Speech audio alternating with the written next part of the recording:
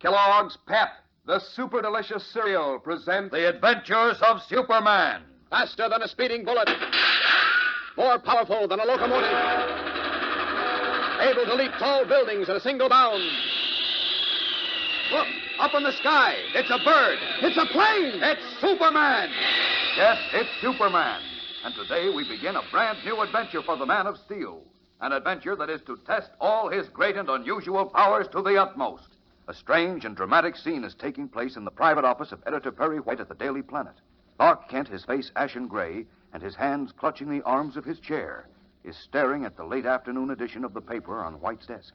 The editor, alarmed, has risen and is about to go to Kent's assistance when the door opens and Lois Lane enters. Clark, I wanted to ask you if you'd... Good heavens, what's the matter? Get some water, Lois. No. I'm all right. What happened? Don't stand there asking questions. Get some water. Well, I hear you. You don't have to scream at me. Please, Chief, I'm okay. Now, Kent, you be quiet. Don't try to talk yet. What happened, Chief? I don't know. We were sitting here talking when... I'm all right now. There's nothing the matter with me. There certainly is something the matter with you. You're as pale as a ghost. I don't want anyone in here. It's Beanie with the water. Here you are, Miss White. Oh, my... Here, Clark. Drink this. I'm really all right now. Well, drink it anyway. Water never hurt anyone. Here, go ahead. Don't get up. I'll take the glass. Oh, I'm all right. Leave it on the desk. Okay. Yeah. Now, can't you just sit back and relax? Now, do as I say. All right. Sorry I caused all this trouble. Will someone please tell me what happened? Well, it was nothing, Lois, really. It must have been something, because when I walked in here, your face was the color of the chief's hair. Oh, what's the matter with the color of my hair? Nothing the matter with it, but it's gray. When you're as old as I am, yours will be gray, too. I don't doubt that for a moment. Now, what happened? You started to tell me, Chief. It was nothing, Lois. Believe me. You keep quiet. Go ahead, Chief. Oh, thanks. Good grief. Isn't it possible to carry on a normal conversation around here without sarcasm or screaming or jumping down people's throats? I'm asking a simple question. What happened in here that made Clark look like a ghost? If you'd only stop talking long enough for another person to get a word in edgewise, maybe you'd find out. There's nothing to find out. You keep out of this. I'm waiting, Mr. White. You too. Me too what? You too. Oh, never mind. I'd better tell you what happened before you drive me crazy. Now, we were sitting here talking. I don't remember what about. That's unimportant. When someone came up from the press room with a copy of the early afternoon edition of the paper. Who? What's the difference, who? A guy from the press room, a guy named Joe. All right. Golly. He put the paper on my desk. Here it is. We went right on talking. I got a phone call, and while I was on the wire, Kent leaned over and glanced at the front page of the paper. Next thing I knew, he looked like he was going to die right in that chair. Now, wait a minute. That's a slight exaggeration, Chief. You certainly looked that way when I came in. Well, maybe I'm tired. Maybe I need a vacation. Right now, I got some work to do in my office. You come back here and sit down. Let him go, Chief. See you all later. Darn fool. No, Lois, I'm worried about him. Maybe he Wait does a minute need... now. Let's see what's on the front page of the paper that might have shocked him. I can't imagine any news story having that effect on him. MacArthur warns Japs against sabotage. President asks for tax reduction. Coal strike pending. Noted meteorologist dies. 5 rescued from fire. That's all, except for the weather report. Maybe it wasn't anything in the paper. Clark has been acting strange lately, Chief. As though he were hiding something. What's he got to hide? It might be anything. You know as well as I do, Chief, that Clark isn't really a normal person. There's something peculiar about him. What do you mean, peculiar? Well, it's hard to put into words, but ever since I've known Clark, I've had the feeling that he's leading a double life, that he's keeping something under cover. You and your double life. Well, I have. Ever since that trial, you've had double life on the brain. He's as honest as the day is long. He's honest enough, but... Good heavens. Now what? I think I know what shocked him. Something on the front page of the paper? Yes, this item right here.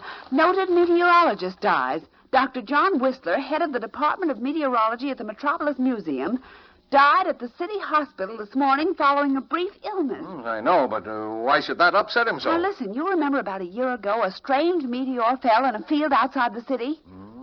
Faintly, yes. Well, Clark covered that story. The meteor was turned over to this Dr. Whistler, and Clark interviewed him at the museum. I remember now that there was something peculiar about the meteor. The details are a little hazy now, but... Well, let's call Kent in and ask him about it. No, wait a minute. Let me think. Let's see.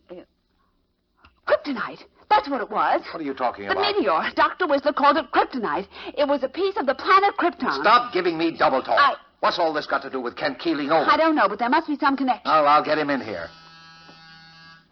Yes, Mr. White. Oh, Miss Backrack, tell Clark Kent I want to see him. He's gone for the day, Mr. White. Where'd he go? I think he said he was going home. All right. Now what do you make of that? First he says he's got work to do, and then he goes home. If you want the truth, I'm worried. I think I'll stop off at his apartment and have a talk with him. Yeah, I'll go along with you. Good. Shall we leave now? Well, we might as well. I'll get my hat and coat, and I'll meet you at the elevator, Chief. Concerned and puzzled about Clark Kent's condition, Lois and Perry White decide to visit him at his apartment. And now, back to the adventures of Superman. Alone in his apartment, Clark Kent, obviously troubled, is pacing back and forth across the living room floor. At intervals, he stops short and stands with shoulders hunched, lost for a moment in deep thought. And through it all, another voice, the voice of his conscience, perhaps, keeps talking to him. You've got to do something about it. You've got to. What can I do? That piece of kryptonite. You remember what effect it had on you? Yes, of course I remember. Robbed me of all my strength. It made me weak. That's right. And what good is Superman without strength? That kryptonite must be destroyed. But how can I get near enough to it to destroy it? I told you, it robs me of all my strength. You've got to get someone to help you. Where is it? It's in Dr. Whistler's private vault at the museum. He sealed it up at my request. But now he's dead. They'll open that vault, and they won't know the power of that piece of kryptonite. They won't know that it makes Superman a weakling. Why do you speak of Superman as though he were someone else? It's you we're talking about. You are Superman. It will make you a weakling. Must you remind me of it? Why do you think I almost keeled over in Perry White's office? I knew the danger the moment I saw that item in the paper that Dr. Whistler had died.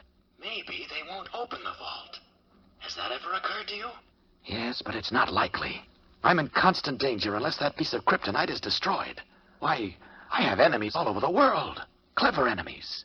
What if it fell into their hands? There's only one answer. You'll have to tell someone. You'll have to get someone to help you. But how can I reveal my identity? That's a secret I've guarded for years. What's that? Someone's at the door. Good Lord. Lois and Perry White. This is your chance. Tell them the story. Get them to help you. Oh, no. No, I can't. You've got to. Go ahead. Just a moment. I'm coming. Oh, well, hello. What brings you two here? We just thought we'd stop by to see how you were. May we come in? Oh, sure, of course. Oh, I'm fine now. Feel like $1 million. Now, look, Kent, let's not beat around the bush. There's something wrong with you. You're not yourself. Oh, what do you mean, Chief? Lois has the idea you're hiding something. Hiding something? Clark, do you know anything about a piece of kryptonite? What? Hey, Kent, what's the matter? Nothing. You see, I was right, Chief. There is a connection. What are you talking about, Lois? Now, we want the truth, Kent, straight from the shoulder. You're in trouble, and we know it. We're ready to help you if you'll tell us what's wrong. But believe me, Clark, be sensible. When you read about Dr. Whistler's death in the chief's office, you almost fainted. No, you're the just... The same thing happened just a moment ago when I mentioned the piece of kryptonite. Well... There must be some connection. All right. There is some connection. Now, sit down, Kent, and tell us all about it. Remember that we're your friends. We'll move heaven and earth to help you if we can. Well, it's a long story, and part of it's going to amaze you, but I suppose I'll have to tell it. Go ahead, Clark. Anxiously, Lois Lane and Perry White lean forward in their chairs as Clark Kent draws a deep breath and begins his story. What is he going to tell them? Is he finally, after years of guarding the secret, going to reveal his double identity? Reveal that Clark Kent and Superman are one and the same person? This is a tense moment, a moment for which many of us have been waiting. So be sure to tune in tomorrow, same time, same station, for The Adventures of Superman. Kellogg's Pep, the super delicious cereal, presents The Adventures of Superman. Faster than a speeding bullet. More powerful than a locomotive. Able to leap tall buildings at a single bound. Look, up in the sky. It's a bird. It's a plane. It's Superman. Yes, it's Superman. And today, the Man of Steel tells a story, a wondrous story of the planet Krypton, and how he, Superman, came to Earth. Almost a year ago, as some of you will remember, a flaming meteor fell out of the sky and landed in an open field in a suburb of Metropolis. Brought to the Metropolis Museum by Dr. John Whistler, a famous meteorologist, it was discovered to be a piece of kryptonite, a fragment of the shattered planet Krypton. Sent to interview Dr. Whistler at the museum, Clark Kent, in reality Superman, discovered to his horror that if he approached within a distance of 10 feet of the strange green glowing meteor, he lost all his strength. Panic-stricken, he influenced Whistler to seal the meteor in a private vault. But now the meteorologist is dead, and Kent is fearful lest the vault be opened and the dangerous piece of kryptonite fall into strange hands. As we continue now, Lois Lane and Editor Perry White are at Kent's apartment, where Kent is about to tell them why he seems so worried. Listen. This is a strange story you're about to hear. I just hope I can trust you to let it go no further. Now, don't be a fool, Kent. What is it? Well, it concerns Superman. Superman? Yes. As you may or may not know, Superman was the only survivor of the planet Krypton when it exploded in space many years ago. He came to Earth as an infant and grew up to discover that he had strange and unusual powers. I mean, he had impenetrable skin and tremendous strength and the ability to withstand fire and flame. He also had the power to leap great distances and to sustain himself in midair. Oh, perhaps I better go back and tell you the whole story, huh? What story? The story of how Superman came to Earth, Chief. What? Well, how do you know that, Clark? I'll explain later, Lois. First, I want to take you on a far journey, millions of miles from the Earth, where, not so many years ago, the planet Krypton burned like a wondrous star in the heavens. Here, civilization was far advanced. It had brought forth a race of supermen, men and women like ourselves, but advanced to the absolute peak of human perfection. Yes? As we near Krypton, we see high walls and gleaming turrets. We approach the magnificent Temple of Wisdom with its dome of pure crystal shimmering like a diamond in the sun. There, in a great marble hall, Jor-El, Krypton's leading man of science, is about to address a special meeting of the planet's governing council. Council members, I have completed my solar calculations, and much as I dread uttering these fateful words, I have come to the conclusion that Krypton is doomed. Gentlemen, hear him out. Let me try and explain, gentlemen. The sun is gradually drawing Krypton closer to it. Within a month, possibly only a week, the gravitational pull will be so tremendous that Krypton will not be able to weather the strain. And then our planet will explode like a giant bubble, destroying every living thing on it. Gentlemen, assuming for the moment, Jor-El, that what you say is true, how are we to avoid this catastrophe facing us? How can we stop it? It cannot be stopped, Roseanne. It's a force of nature that even we, who are supermen, are powerless to prevent. But there is one way to escape. Escape? What do you mean? As you know, I've been working these many months on a model of a spaceship, which in its final form is designed to carry the entire population of Krypton to another planet. If you will assign to me 1,000 skilled workmen, I will endeavor to construct the spaceship before the end comes. It is all well and good, Jor-El, to speak of spaceships, but where would we go? To the planet Earth. My studies tell me this planet has an atmosphere almost identical with our own. Jor-El, you've been working too hard. You need a rest. Believe me, we have the utmost respect for your knowledge and integrity, but this is too much. Planets as large as Krypton do not explode. Wait, do you hear that, gentlemen? I hear only a distant thunder. It is not thunder, Roseanne. That's an internal eruption gas exploding in giant pockets. You're listening to the forewarning of doom. Quakes like that are sounding the death knell of Krypton. It will happen, gentlemen, and happen soon. And when the last great eruption comes... When it comes, Jor-El, we will all be ready for it. If Krypton is to perish, we will perish with it. But I assure you, Jor-El, your beard will be long enough to trip over before that time arrives. Very well, laugh if you wish, Roseanne. Laugh, all of you. But a time will come, and that time is perhaps very close at hand, when you'll wish you had heeded the words of Jor-El. Order, gentlemen, order. Members of the Governing Council, you have heard Jor-El speak. Is it your wish that we devote time and energy to build a spaceship in order, as Jor-El suggests, the entire population of Krypton be transported to the planet known as the Earth? All in favor, say aye. The council has spoken, Jor-El. Yes. And signed the death warrant of every living thing on Krypton. There remains only one thing for me to do. Prepare for the salvation of my wife, Lara, my infant son, and myself. As for the rest of you, may God have mercy on your soul.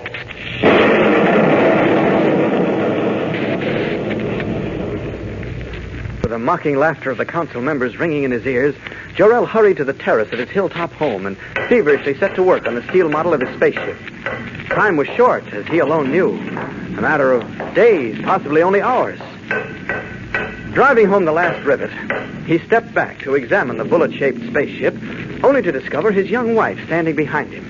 Oh, Lara, I didn't hear you come out. You were too intent on your work.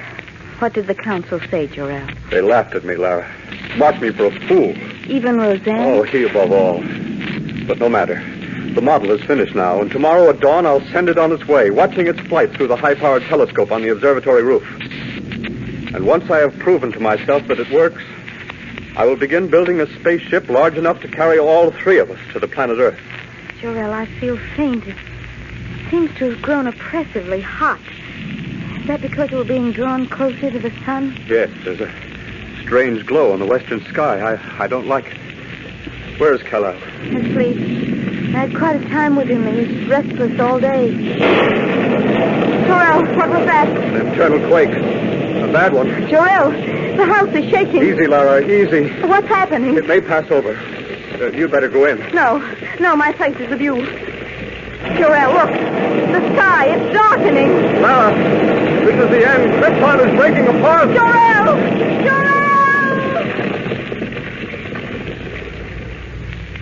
We'll return in a moment to find out what happened on the planet Krypton.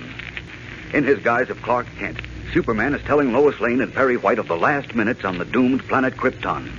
How his father, Jor-El, had just completed an experimental model of a spaceship when a strange blood-red glow appeared in the sky, and a series of thunderous crashes and deep rumbles, increasing in intensity, shook the ground under the feet of Jor-El and Lara, his young wife.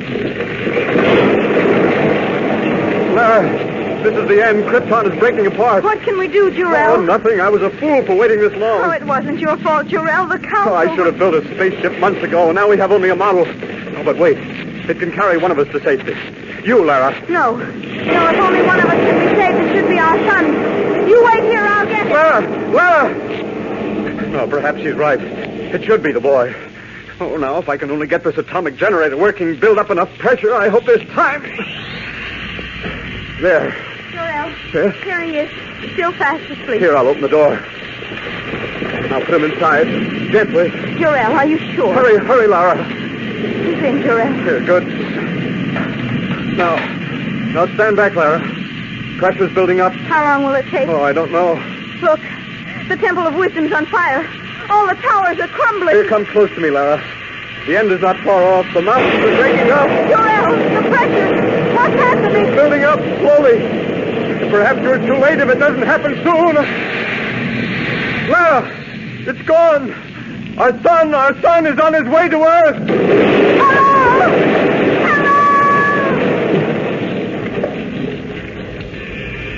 Screaming through space, the tiny steel rocket headed toward Earth, leaving the glowing fragments of the exploding planet Krypton behind it. Good heavens, Clark. Go on, Kent. That baby in the rocket. It was Superman, wasn't it? Yes, Chief. That is, he grew up to be the person we know as Superman. And now I'm going to tell you and Lois what happened to him, and why I need your help so desperately. You see, Jor-El had set the directional finders in the tiny rocket ship bearing his infant son toward this planet, Earth. A strange expression on his face. Clark Kent begins to tell Perry White and Lois Lane what happened to himself. What is the rest of the fabulous saga of Superman? And is Kent, now in such grave danger, actually going to reveal at last that he is Superman? Don't miss tomorrow's exciting episode, fellows and girls. Tune in, same time, same station, and listen to The Adventures of Superman. Say, here's more of that exciting news. It's about the swell offer Kellogg's Pep has for you. Kellogg's Pep has a smart-looking, streamlined, real sundial wristwatch for you. One that you can wear on your wrist wherever you are to tell you the hour of the day by the sun. And in a minute, I'm going to tell you how you can get it. It's the modern 1945 version of an instrument that's been part of man's life since the days of ancient Egypt. It's about the size of the usual wristwatch, and it's made from gleaming aluminum with a strap that holds it flat on your wrist. To use it, you lift the pointer and aim it due north. The sun's rays will make the shadow of the pointer fall on the dial, showing the hour of the day. Boy, what fun you can have playing cops and robbers and meeting when the shadow falls at 3. Now, here's how you get this grand Kellogg's Pep offer. Ask Mom to get a good supply of Kellogg's Pep at the store. Then send 2 box tops marked top from the Pep packages along with 10 cents in cash and your name and address clearly printed to Superman, Box 157, Battle Creek, Michigan. Kellogg's Pep, the super delicious cereal, presents The Adventures of Superman. Faster than a speeding bullet. More powerful than a locomotive. Able to leap tall buildings at a single bound. Look, up in the sky. It's a bird. It's a plane. It's Superman. Yes, it's Superman. And today, at the conclusion of Clark Kent's amazing story of the planet Krypton, Lois Lane and Perry White are eager to question him. When Dr. Whistler, head meteorologist of the Metropolis Museum, died, Superman was alarmed because, apart from himself, only Whistler had known the importance of a meteor, a fragment of the former planet Krypton, which had fallen to Earth about a year ago and was now locked in the museum's vault. Deciding to take Editor Perry White and Lois Lane into his confidence, Superman, in his guise of Clark Kent, told them of the last days of the planet Krypton, where a race of Supermen once lived. Knowing the planet was doomed, Jor-El, a brilliant young scientist, had just completed a tiny model of a rocket ship when Krypton began to disintegrate. Placing his infant son in the rocket, Jor-El directed it toward Earth and sent it away just as Krypton exploded into 1,000,000 fragments. As we continue now, in Clark Kent's apartment, Perry White asks eagerly, The baby in the rocket, it was Superman, wasn't it, Kent? That's right, Chief. The rocket landed in a farmer's field not very far from here. The farmer and his wife rescued the baby and reared him as their own son. They gave him their name, and they... What name, Clark? Why, he came to be known as Superman, of course, Lois. Naturally. Clark, how do you know all this? Why, you might say I'm in Superman's confidence, Lois. It's a great story for our Sunday magazine section. Oh, by the way, what happened to the farmer and his wife, Kent? They both died a few years ago. Oh, that's too bad. Well, go ahead, Kent. Well, as we know, Superman has been of invaluable help to us. Time and again, he saved us from injury and, well, even death. You can say that again. Well, therefore, anything that may place him in danger is our concern. Place Superman in danger? Are you kidding? Unfortunately, I'm not, Lois. Well, now, listen. That piece of kryptonite you mentioned is Superman's deadliest enemy. Eh? What did you say? I said that piece of kryptonite is Superman's deadliest enemy. If he comes within 10 feet of it, he loses all his strength and powers. Who told you that fantastic story? Kent, are you out of your mind? All right, I don't blame either one of you for doubting me. But unfortunately, my only witness, Dr. Whistler, is dead. He alone could tell you that due to some unexplained chemical or physical action, the piece of kryptonite, when placed in the Earth's atmosphere, robbed Superman of his strength. You mean that Dr. Whistler tested it on Superman? Yes. That's why he sealed the meteor in his private vault at the museum. Well, now... We were at war then, and Superman was much too valuable to run the risk of placing him in danger. Oh, now you know why I turned pale when I read about Whistler's sudden death. I could just see that vault being opened by those who had no knowledge of the meteor's power. And I could see it falling into the hands of Superman's enemies. That's what shocked me. And it still does. You shouldn't wonder. Clark, you're not making this up, are you? Hardly, Lois. As a matter of fact, the only reason I'm telling you the story is because I need your help to destroy that piece of kryptonite forever. If it's not destroyed, Superman may be destroyed. Well, there's only one answer to that. We'll get the museum and authorities to give the meteor up, take it out into the middle of the ocean, and dump it. Oh, if that could be done, Chief, we'll have repaid our debt to Superman. Why not? I've got some influence in this city. Matter of fact, I'm on the board of directors of the museum. I'll call the chairman first thing in the morning. Well, that'd be wonderful, Chief. Oh, what's the matter, Lois? Hmm? Still don't believe what I've told you? Oh, yes, I believe it all right. I was just thinking about some work I have to do at the office, Clark. I'd better run along. You could use some sleep anyway. Oh, no, I'm fine now. Gee, I'm completely relieved. Well, I'd better be going anyway. You coming, Chief? Yeah, might as well. All right, I'll open the door for you. Now, Lois is right, Kent. You could use a good night's sleep. Yes, I guess so. I'll be getting right into bed. Well, thanks a lot for coming over. Yeah, forget it. Well, good night. Good night, Chief. Hi, Lois. Good night, Clark. Vastly relieved and almost a little proud of himself for having been able to tell Lois and Perry White the story without revealing that he is Superman, Clark Kent turns out the living room lights, steps into the bedroom, and is shortly asleep. Hours go by, and a clock on a church steeple not far distant is striking midnight when he is awakened by a raucous voice in the street below. Extra, Superman in danger. What's that? Superman in danger? Read them all about it. Great Scott, what's he talking about? Up with his window. Here's Boy. Hey. Boy! What paper are you selling? Look at this Daily Planet. Good Lord. You want one? No, never mind. Thank you. Daily Planet. So that's why Lois said she had to get back to the office. She wanted to catch the last edition with a story. Oh, the fool, the stupid little fool. Doesn't she realize what she's done? Oh, wait a minute. Maybe I'm wrong. Maybe she didn't print the facts. Oh, I hope that's it. I'll call her at home. What's her number? Oh, yes, I know. 8, 5, 2. Oh, this is terrible. Simply terrible.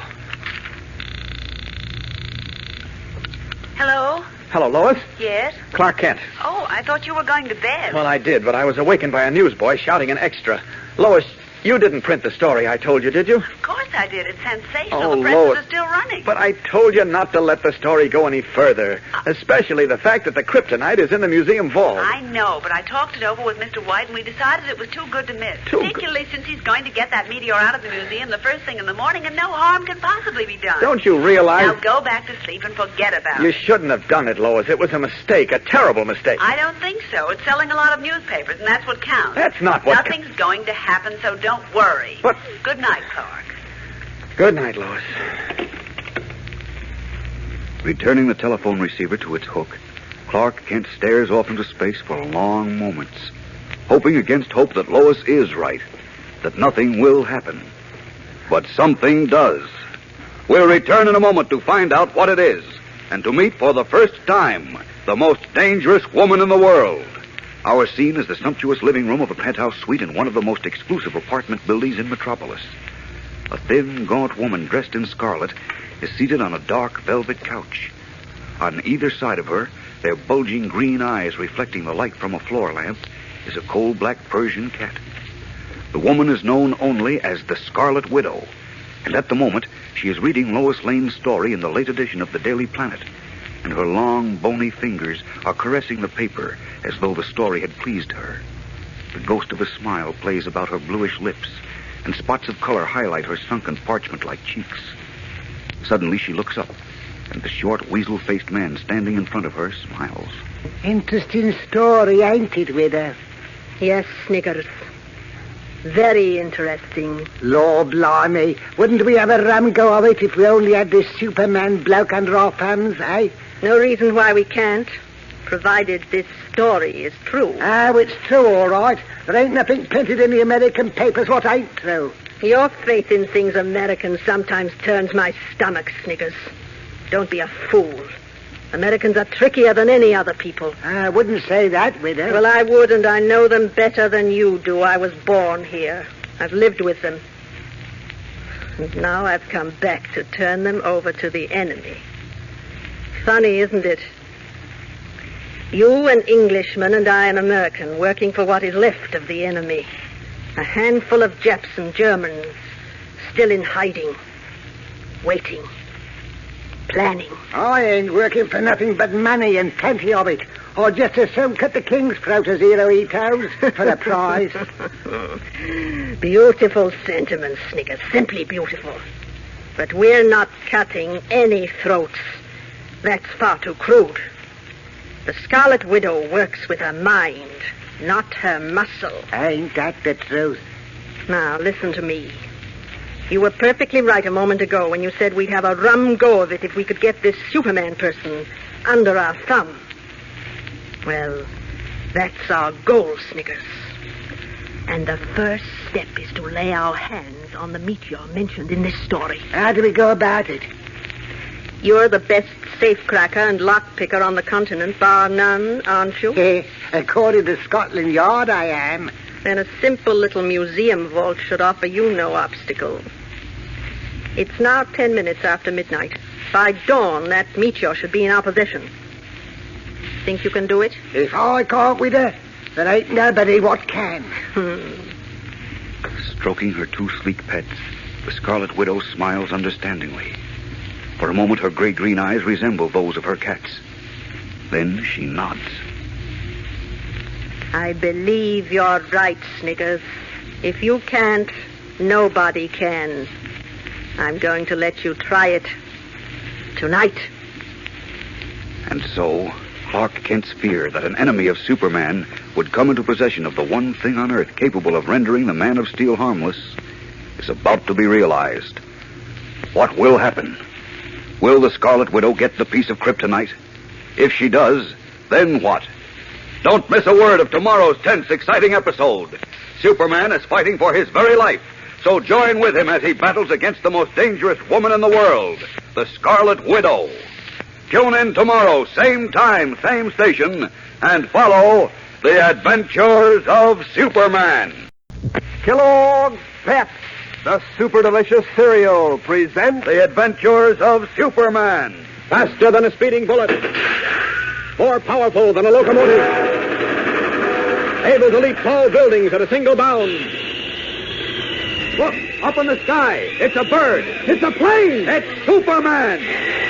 Yes, it's Superman. And today, as we know, the Man of Steel is in imminent danger, for the Scarlet Widow is making plans to secure the one great threat to his strength, the fragment of the planet Krypton. We'll join him as Clark Kent in a moment. But right now, your pal Dan McCullough is hearing some mighty exciting news from his cousin Doris. Look, Dan, look. I just got my sundial wristwatch. Isn't it a beauty? It sure is, Doris. Why, say, that's a real aluminum dial. Of course. Shiny as anything. And look how the strap holds it nice and flat on my wrist. Say, that's swell. Has your brother seen it? Not yet. It just came. Pee-wee! Pee-wee! What you want? Come here a minute. I want to show you something. Can't you see I'm busy? Hey, you better come. You'll be missing out on something, Pee-wee. Well, all right. Hi, Dan. What gives? Gives plenty, pal. See what your sister has? Here, look, Pee-wee. It's a real modern sundial wristwatch. Just timed by the sun. Let me see. Hey, that's swell. How does it work? Well, Pee-wee, first you lift this pointer here, and you aim it due north. Then the sun's rays make the shadow fall on the dial. And wherever the shadow falls, that's the hour of day. Right, that's all there is to it. Say, Doris, you know the last comic book I got out of my allowance? Yes? I'll trade you 3 comic books for the sundial wristwatch. Nope. Please? No, sir. Oh, sis, I need that sundial watch. I can use it on hikes and when I'm on scouting patrol and out in the boat. And I can use it, Mr. Pee-wee, for club meetings. And I go on hikes, too. Oh, gee, Doris, come on. Now, look, Pee-wee, why don't you send for your own sundial wristwatch? That's what the rest of the gang's doing. It's so smart-looking and so useful, everybody wants one. Easy to get, too. You just ask Mom to get you a good supply of that super delicious whole wheat flake cereal, Kellogg's Pep. For the first time in all his existence, Superman knows the meaning of fear. When a fragment of the planet Krypton, birthplace of the Man of Steel, came to Earth as a flaming meteor, Superman, in his guise of Clark Kent, learned to his horror that the green glowing piece of kryptonite in the Earth's atmosphere robbed him of his supernatural strength and powers and made him a weakling. Unable to venture close enough to the kryptonite to destroy it, he influenced a meteorologist at the Metropolis Museum to place it in a sealed vault. But now that man is dead, and Kent fears that the only weapon on Earth capable of destroying him may fall into the hands of his enemies. And strangely enough, he is right. For even now, a woman known as the Scarlet Widow is making plans to gain possession of the deadly weapon. It is shortly after midnight, and we find Superman in his guise of Kent at the home of Inspector Henderson, chief of the Metropolis Police Department. Listen. I'm sorry to have had to drag you out of bed, Inspector, but the matter is urgent. Well, whatever it is, I'm sure it could have waited until morning, Kent. No, I'm afraid it can't. Here, read this. Read what? The story under the headline, Superman in Danger. Hey, what is this, a gag? No, it isn't. The story ran in yesterday's late edition of The Planet. Lois Lane wrote it. Let's see. A great and powerful Superman is in grave danger of meeting his master. We've learned today that a fragment of kryptonite capable of robbing Superman of all strength and power is reposing in a sealed vault at the Metropolis Museum. Hey, what sort of nonsense is this, Kent? It's on the level, Inspector. There isn't time to go into detail. Lois had no business running the story, and, well, what I'm afraid of now is that someone may try to get possession of that piece of kryptonite. And I want you to have it guarded. Oh, go on back home, Kent, and take a cold shower. No, wait. Do you a world of good. This is serious, Inspector. More serious than you realize. And every moment we waste is precious. Now, all I ask is that you authorize sending 50 men to guard the museum until morning. Now, is that asking too much when I tell you a great deal is at stake? You know, I really think you're serious. Of course I'm serious. It's a matter of life and death. Superman's life and death. All right, Kent. You win. I'll call headquarters and okay it. Good. I'll get the number for you. Don't bother. I've got a direct line on this phone. Connect me with Sergeant Mulroney. I want you to understand, Kent, that I'm doing this on your word. If, by any chance, this is a gag or a practical joke, I'll see that you spend the rest of your life in the city jail on bread and water and But don't even as forget it. Inspector Henderson puts through the call that will throw a police guard around the Metropolis Museum, the fear in Clark Kent's mind is taking shape and form as a small sedan moves quietly through the dark streets of the city en route to the museum. At the wheel is a nondescript character in a checked cap. But in the rear seat, well hidden save at intervals when the yellow light of a street lamp flashes through the windows, are a strange couple. One of them is a woman, tall and thin and gaunt, garbed in scarlet. The other is a little sniveling cockney. The woman is known throughout the world as the Scarlet Widow. The little cockney's name is Sniggers. For long moments they are both silent. Then the woman speaks. You told the driver exactly how to approach the museum, I hope, Sniggers. I even drew him a map, I did. Good. Then it should be smooth sailing. We'll circle the museum once to make sure the coast is clear. Then we'll drop you and wait for you on the southeast corner of 10th Street. Righto. It shouldn't take you very long. The crack in the vault ain't going to take no time at all. It's finding it what's going to take the time. Vaults are usually in the basement of a building. And remember, don't let the piece of kryptonite frighten you when you get the vault open. According to that story in the paper, it glows with an eerie, greenish light. Oh, you can rest easy with her. It's as good as in your hands right now, it is. The museum's on the next block. Look sharp, Sniggers. Lord blimey! Hold up, Benny! What's the matter, Sniggers? Look, they got the museum surrounded. Police. Hundreds of them. No, there ain't that many, but there's enough. I ain't getting in there tonight, and that's a fact. I'm not so sure. You get out and get as close to the museum as possible without being seen. Tell the driver to shut the motor off. Shut it off, Benny! Now, what's on your mind with her? You've got to get into that museum tonight, Sniggers. Police or no police. It's quite evident the thing we want won't be there tomorrow. Sounds right enough, but how do we do it? There's only one way. We'll lure some of those policemen away from the building. You'll have to slip through at the right moment. How do we lure them? And how do I get out once I'm in? Getting out will be a problem for you to solve. You're slippery enough to manage it. We'll lure them away from the building by setting this car on fire. Lord blimey! We've got to work fast. You get going. The driver and I will take care of the car. The moment those policemen see it go up in flames, some of them will run over. That's when you get into the building. It ain't going to be easy with her. Nothing important is easy. Remember that. I'll be waiting at the apartment for you. Get going. Righto. Goodbye and good luck. I'll be seeing you, I hopes. Slipping into the darkness, the little cockney moves silently along a tree-bordered street, creeping closer and closer to the huge granite museum building, where, standing on the steps of the main entrance, is Clark Kent, conversing with Police Sergeant Mulroney. The chances are nothing will happen, Sergeant, but we just want to make certain. Sure, and it's like me old lady Bridget's always after saying. A pound of prevention, she says, is worth an ounce of cure. Or is it the other way around? Well, either way will do. I imagine it'll be safe enough to send the men back to headquarters at dawn. I'm really sorry we had to bring them out, but it just couldn't be helped. What are we after guarding, Mr. Kent? It's nothing of any real value, Sergeant, except that it has the... What's that in the next block? It looks like a fire. It ain't nothing else but an automobile. Adams, Clancy, O'Brien, get over there and see what's doing. Okay, yes, sir. Donovan, Get to a firebox and ring an alarm. On the double. Hey, Sergeant, maybe I can help. Go ahead if you wish. I'll stay here and keep an eye on things. I'll be right back. Unsuspecting, Clark Kent hurries in the direction of the burning car, his only thought that his help may be needed in rescuing whomever may be trapped in the fire. But no sooner is he out of sight than a shadowy figure slips into the place vacated by the absent policeman and, hugging the museum wall, moves along silently on cat-like feet until he reaches the delivery entrance to the building. There, a single officer is on guard.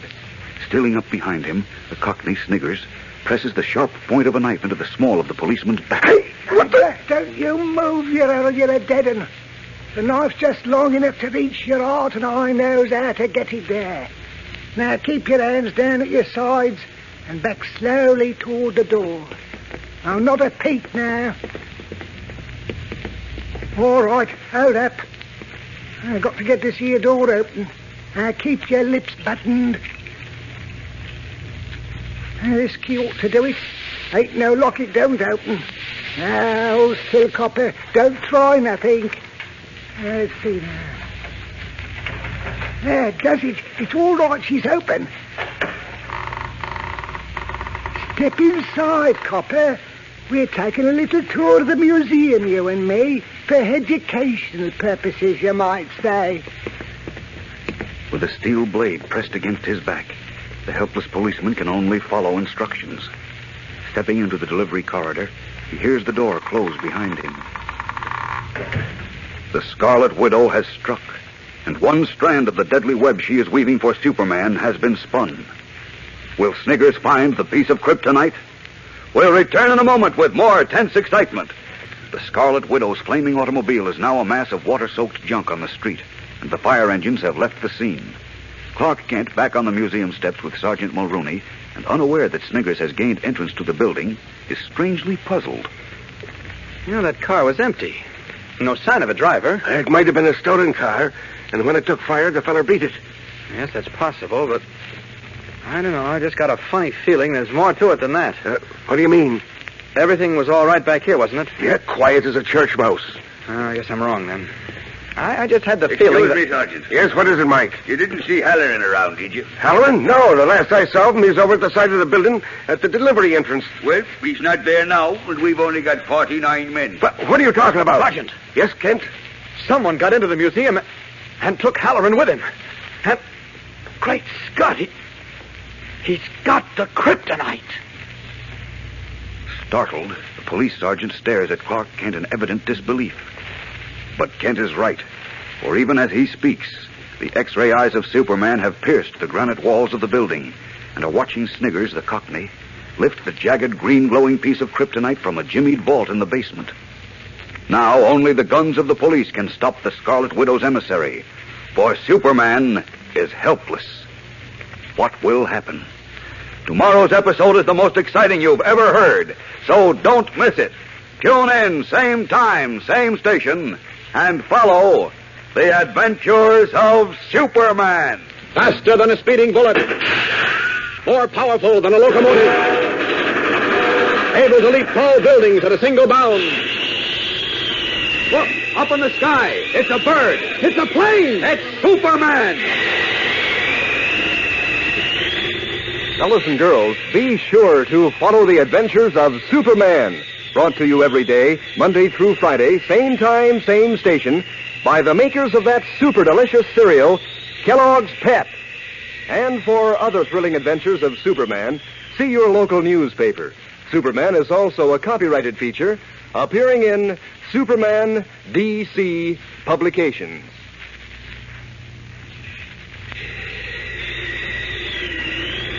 This is the Mutual Broadcasting System.